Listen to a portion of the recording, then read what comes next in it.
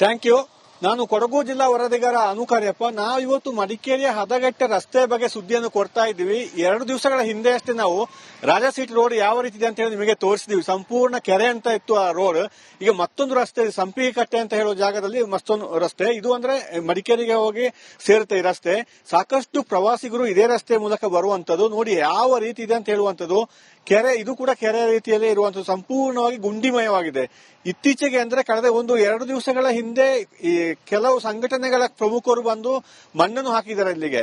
ಆದ್ರಿಂದ ಸ್ವಲ್ಪ ಮಣ್ಣು ನಿಂತಿದೆ ಇಲ್ಲಿ. ಅದು ದೊಡ್ಡ ಮಳೆ ಬಂದ್ರೆ ಮಣ್ಣು ಸಂಪೂರ್ಣ ಕೊಚ್ಚಿ ಹೋಗುತ್ತೆ. ಸದ್ಯಕ್ಕೆ ಸಣ್ಣ ಸಣ್ಣ ಗುಂಡಿಗಳು ಪ್ಯಾಚ್ ವರ್ಕ್ ಆದಂಗೆ ಆ ರೀತಿಯಲ್ಲಿ ಕಾಣ್ತಾ ಇದೆ. ಆದ್ರೂ ಕೂಡ ಸಂಪೂರ್ಣವಾಗಿ 2 ದಿವಸಗಳ ಹಿಂದೆ ದೊಡ್ಡ ದೊಡ್ಡ ಹೊಂಡಗಳೇ ಇತ್ತು. ಈಗ ಸ್ವಲ್ಪ ಮಣ್ಣು ಹಾಕಿದ್ರಿಂದ ಈಗ ಸ್ವಲ್ಪ ನೋಡ್ಲಿಕ್ಕೆ ಆದ್ರೂ ಆಗ್ಬೋದು, ಆ ರೀತಿ ಇದೆ. ತೀವ್ರ ಹರಸಾಹಸ ಮಾಡಿ ವಾಹನ ಸವಾರರು ಇಲ್ಲಿ ಹೋಗ್ಬೇಕಾಗುತ್ತೆ.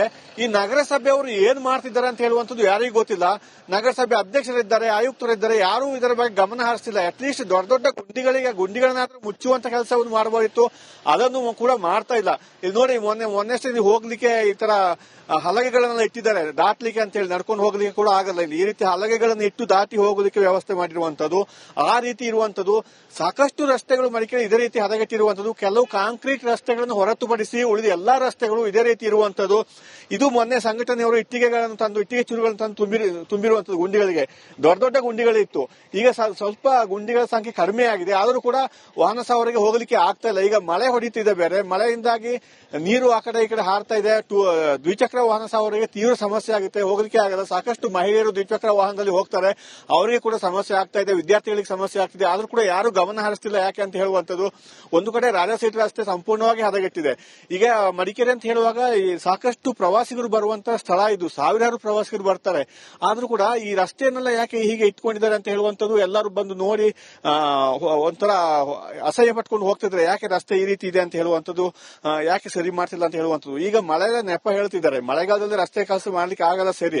ಮಳೆಗಾಲಕ್ಕೆ ಮೊದಲೇ ಮಾಡಬೇಕಿತ್ತು, ಬೇಸಿಗೆಯಲ್ಲಿ ರಸ್ತೆ ಕೆಲಸ ಮಾಡಬೇಕು, ಅದು ಮಾಡಿಲ್ಲ. ಈಗ ಮಳೆಗಾಲದಲ್ಲಿ ಮಾಡ್ಲಿಕ್ಕೆ ಆಗಲ್ಲ ಅಂತ ಹೇಳ್ತಾರೆ. ಅಟ್ಲೀಸ್ಟ್ ಗುಂಡಿಗಳಿಗಾದ್ರೂ ಇದು ವೆಟ್ ಮಿಕ್ಸ್ ಅನ್ನು ಹಾಕಿ ಒಂದು ವಾಹನ ಓಡಾಡ್ಲಿಕ್ಕೆ ಆದ್ರೂ ವ್ಯವಸ್ಥೆ ಮಾಡಬಹುದಿತ್ತು, ಅದನ್ನು ಕೂಡ ಅವರು ಮಾಡ್ತಾ ಇಲ್ಲ. ನೋಡಿ, ವಾಹನಗಳು ಹೋಗ್ತಾ ಇದೆ, ಎಷ್ಟು ಕಷ್ಟದಲ್ಲಿ ಹೋಗ್ತಾ ಇರುವಂತದ್ದು ಅಂತ ಹೇಳುವಂತದ್ದು. ಬಂದವರೆಲ್ಲ ವಾಹನ ಸವಾರರು ಹಿಡಿ ಶಾಪ ಹಾಕೊಂಡು ಹೋಗ್ತಾ ಇದ್ದಾರೆ.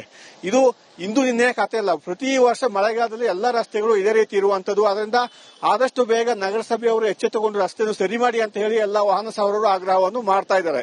ಇದಿಷ್ಟು ರಸ್ತೆಗೆ ಸಂಬಂಧಪಟ್ಟ ಸುದ್ದಿ. ಉಳಿದ